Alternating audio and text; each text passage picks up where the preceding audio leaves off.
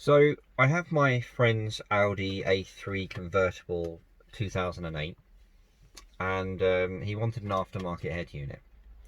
So fine, I said I've installed many head units, and I installed it in this one, and it was pretty much plug and play with the Audi kit, with the canvas, all the steering wheel controls, etc. work.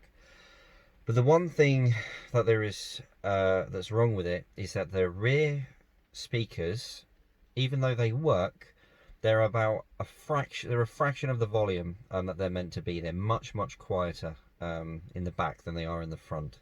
And I've been through many forums trying to identify why this is. Initially, I thought it was to do with the amplifier not being switched on in the back, but if that isn't on, then there is no sound whatsoever. So it just seems maybe the original head unit just amplified the rear speakers more than the front ones. It has that requirement. Anyway, so what I'm going to be doing is installing this, which is a amplifier for phonos. It just needs to be powered, and then it needs to have phonos going in and phonos going out. So I'm going to fit this, and then we're going to see if this fixes the issue. Right, okay, I've fitted it, and it solved the problem immediately. So the correct amount of audio is coming out of all speakers now. So I'll show you what I've done. I've wired the new unit into the main ignition live cable coming from the harness, and the neutral ground which comes out of the harness as well. So that's what's powering this. And then the speakers go into the input, and then on the output that goes into the head unit. You will need a short phono connection cable to make this work, but just to show you how it's looking, if I press play here,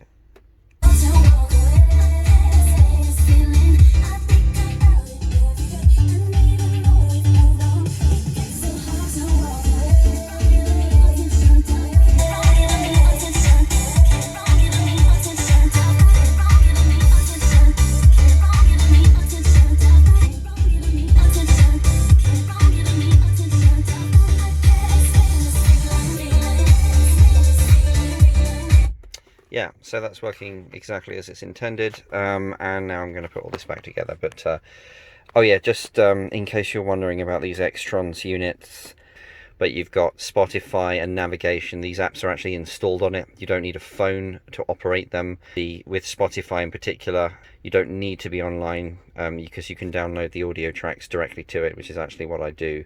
This is what makes it better than a Pioneer or a Alpine or any of the branded ones, because they're actually downloaded onto the unit itself.